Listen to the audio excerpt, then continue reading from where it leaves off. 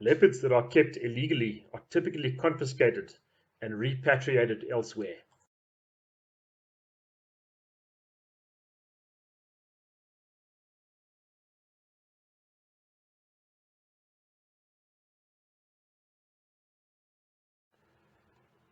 Sometimes leopards are kept in such poor condition that they have to unfortunately be euthanized, though in most cases we either release them on the day or keep them in temporary captivity for a while until a suitable repatriation site is secured and the animals have recovered.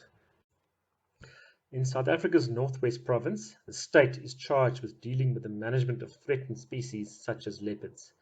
The province is quartered into 4 districts, and each district has an appointed problem animal control officer that will coordinate all captures of leopards as required.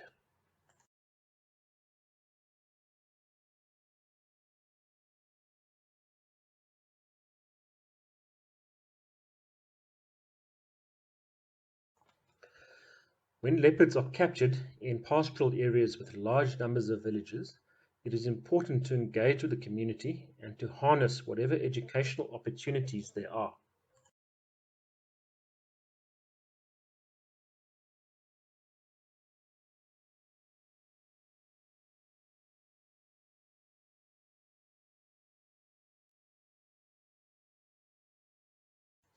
Another category of leopards which falls into our hands is that of orphaned leopards. In these, we seek to eventually repatriate them.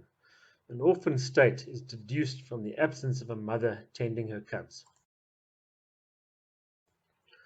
We thus attempt to capture orphaned leopards and seek to release them back into the wild later on. Being young and small means that these cubs cannot be collared, but are instead kept in temporary captivity until they are old enough as subadults for release. We thus plan to simulate natal dispersals once maturity is reached.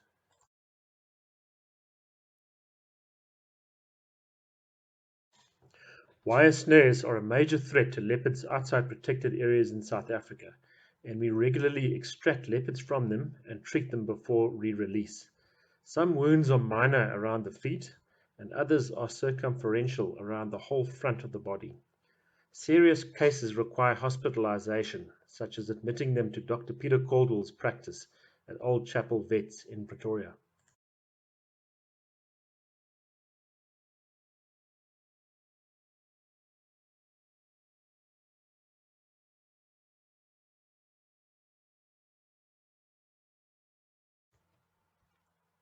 Some treatments involve dental work, which is often the case with the leopards that have injured their teeth in cage traps.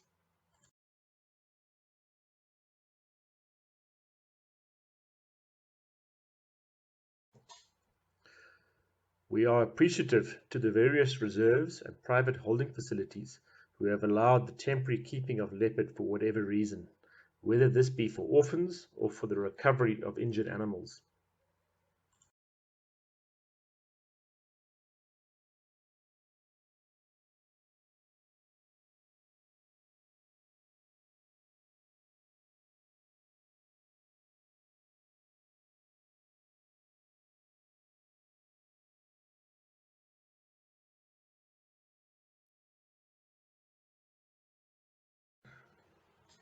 GPS collars are expensive, and none of this work would be possible without sponsors on board. The Quena Toll Company, that's road network traverses our study areas, has to date sponsored the most collars for our work.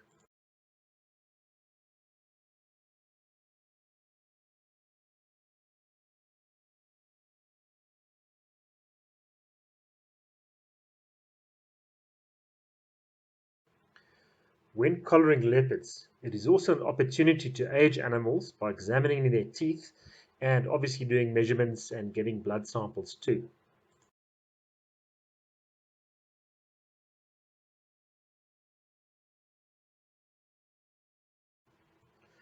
PPC and Enviro Insight are companies that have also sponsored collars, and in the case of the former, allowed deployment on their properties.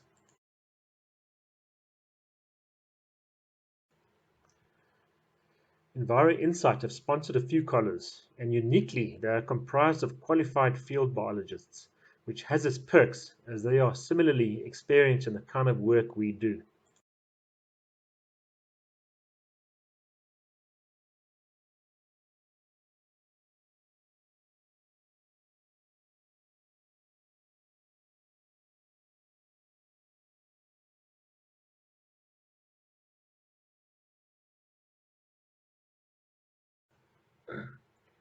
Mr. Martin Zipe of Liftmaster, who lives in the Magaliesburg area, sponsored a collar too, and here he assists with the collaring.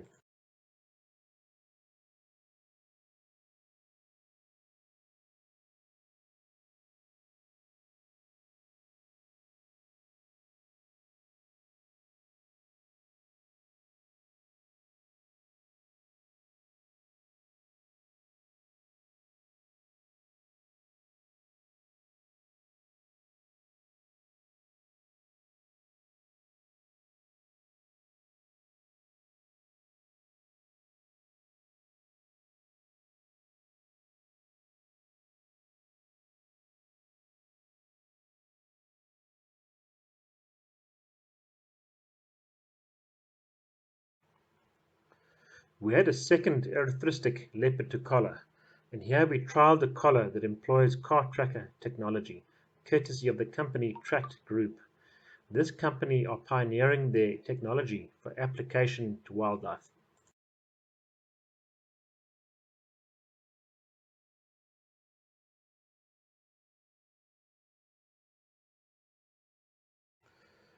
Dr. Venter is seen here having immobilized our last collared leopard in late 2019. One of our work collaborators and his wife, Leanne Venter, secured the last few GPS collars, and she is interested in examining survivorship and probability of release success in leopards. When releasing leopards, other than considering other conspecifics on the release site, one needs to consider whether the threats that led to their original demise have been addressed.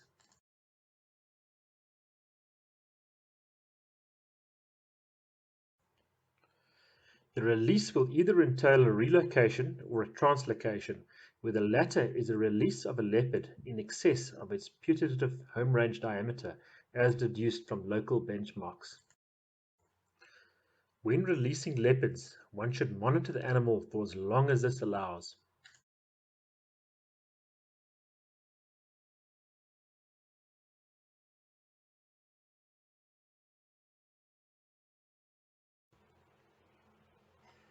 Camera traps are placed at leopard kill sites located from examining GPS clusters from their satellite collar downloads. On a daily basis, we examined each collared leopard satellite downloaded maps, and based on the geography of the area, we interpreted their behavior. Our location fixed interval varied between hourly to 6 hourly, and we would adjudge a GPS cluster as any cluster of points for at least a day and within a 100-meter diameter. Although we had different collars and thus different maps were produced, the principles remained the same. We visited the majority of clusters for each leopard with the dual purposes of confirming whether the animal was okay and recording of kill information.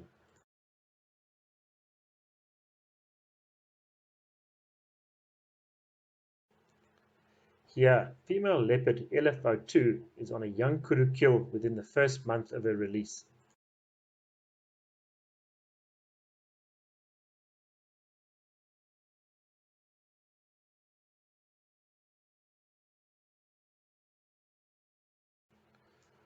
This is translocated male LMO8 who feeds on a large kill of a kudu male at the Barracolada National Park.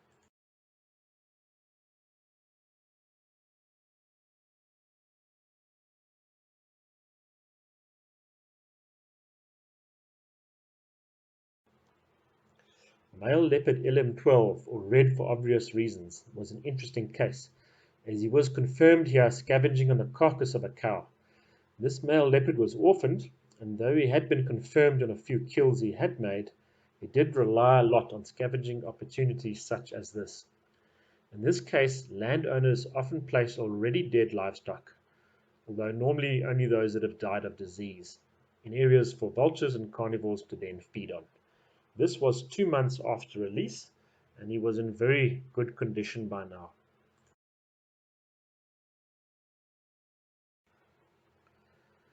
What is also of interest is that other leopards sometimes appear and share large carcasses such as this, though not at the same time, of course. Here we obtained an adult female and another young male feeding on the same carcass.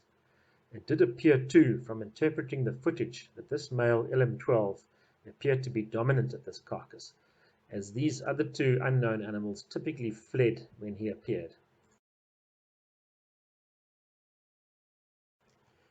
Athena, or Ella 15, was another orphaned leopard we released on the mountain, and she was 20 kilometers from her natal area.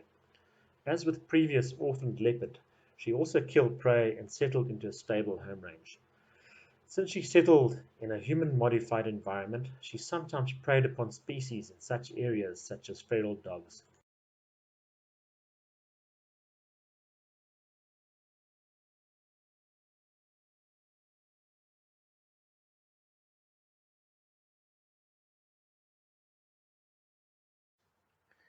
For predicting den sites, the same principles for doing GPS cluster examination for kills holds. The interpretation is though different, and when connecting movements are interlinked between locations, it will resemble a star, with to and fro movements to the den site, where the movements away are mostly to kill locations.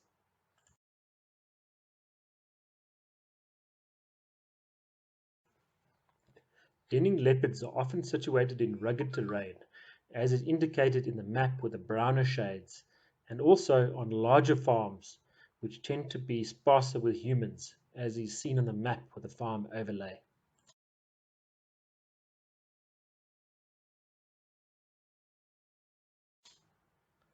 When rocky areas are at a premium, leopards resort to hollows and trees as denning sites.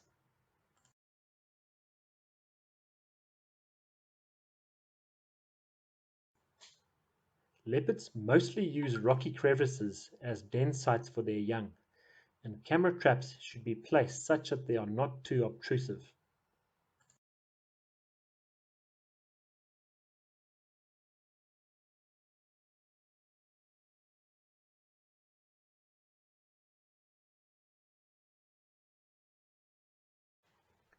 GPS cluster examination is not always about confirming the glamorous aspects of leopard behavior, such as observing leopards dismembering prey items or adorable cubs.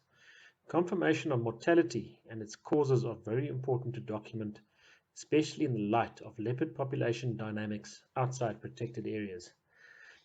Given the latest AWT collar technology and its wide locational error, unlike in the past, we have not been successful with being able to predict ensnared leopard and have already lost 2 leopard in the Magaliesberg since 2019 to this.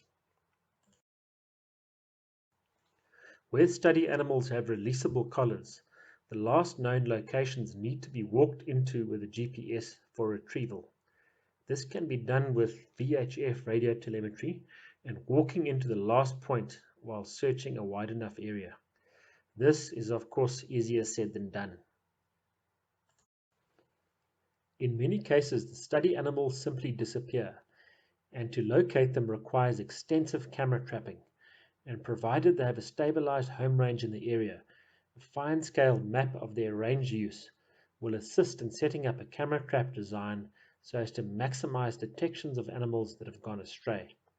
In this we mean that either the satellite component has failed, or it has neared completion in battery life, or the radio telemetry component has expired.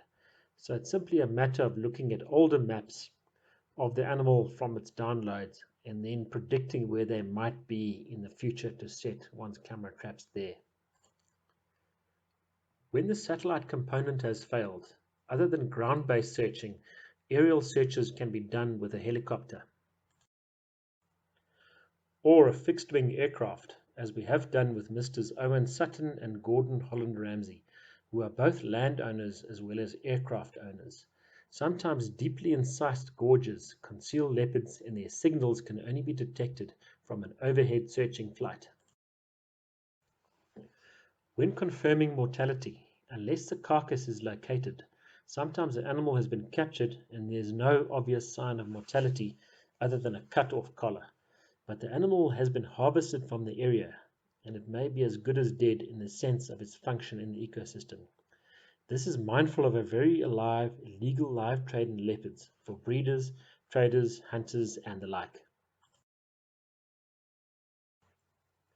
Where there are no obvious signs of mortality, where a fresh carcass is obtainable of a dead study animal and a post-mortem with a veterinarian is possible to undertake, this is the surest way of confirming mortality cause.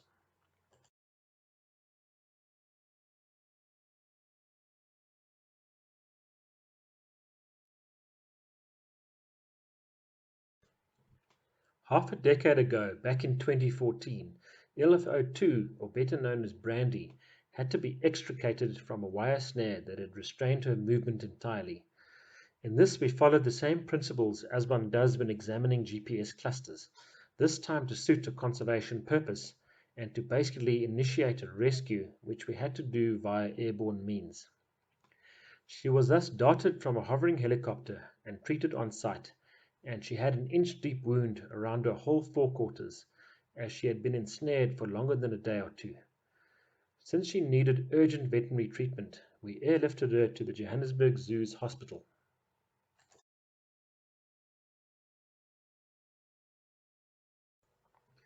At the Joburg Zoo, treatment began immediately, and what was quite interesting and profound was that there were more vets attending to her than what the equivalent ratio was at the local human hospital. The vets did a superb job in stitching her up, and what was discovered in the interim from x-rays was that she was pregnant. Naturally, the media got wind of this and it became a matter of saving multiple leopards on that day, which was also incidentally South Africa's Heritage Day, a national holiday celebrating heritage in all its forms.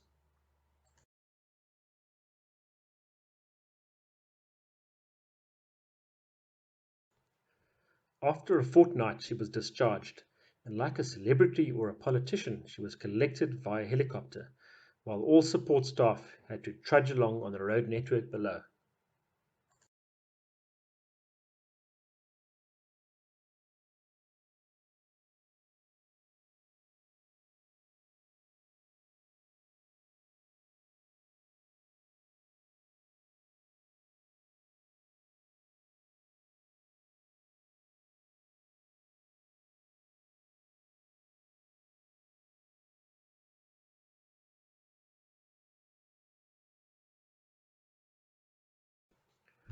She was returned back to her known home range in her core area, and we chose a site near to rugged terrain as we knew she would soon need to seek suitable refuge for the rearing of her cubs.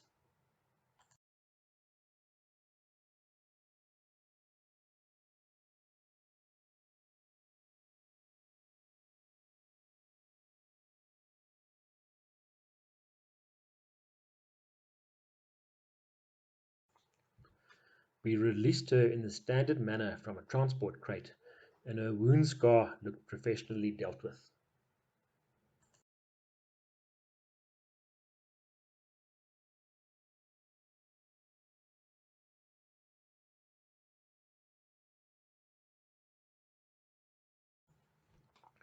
We increased her satellite locational downloads from 6 hourly to 3 hourly so we can accurately pinpoint denning localities.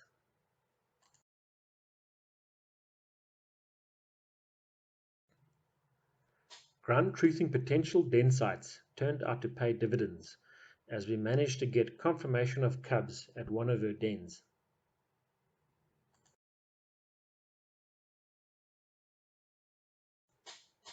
As we entered the year 2015, post-release monitoring continued, and we visited almost all of her kill sites, and at some of them we placed camera traps.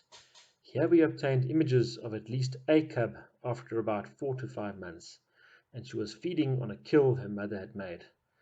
Following up on GPS clusters and the judicious placement of camera traps is an effective means of monitoring condition and status in leopards. At the time there were 2 cubs present, but they would never be seen in the same image as there was no sibling love to speak of at all. After a year, we obtained proof that one was a female and would be at the cusp of separating from her mother.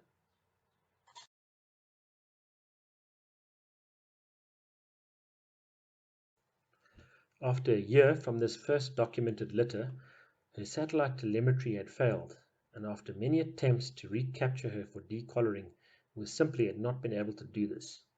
What we did discover, though, with aerial radio telemetry was that she was denning yet again, this time in a sandstone outcrop on the upper summit at the head of a deeply incised gorge. This was simply remarkable, given what life has thrown at her. Shorter interbirthing intervals are indicative of a population under pressure, where reproductive output is then maximized.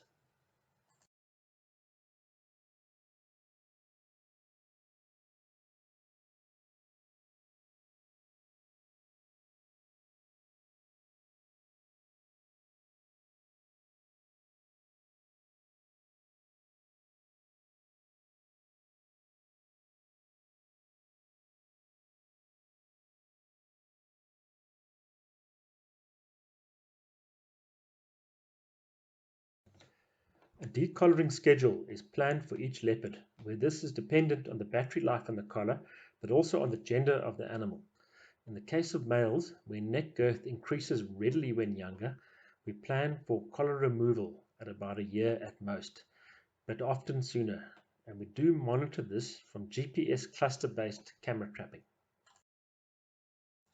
In the case of females, there is less urgency as far as neck constriction is concerned, but for them, we do this in the second year of monitoring. In many cases, we recapture them on numerous occasions before finally deciding on removal. But sometimes they just decide overnight not to ever be caught again.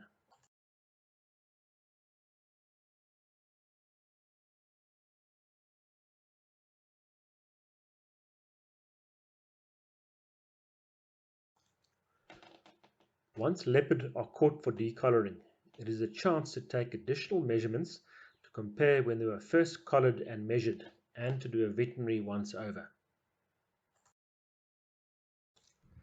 There is obviously no difference in the principles when releasing uncollared or collared leopards.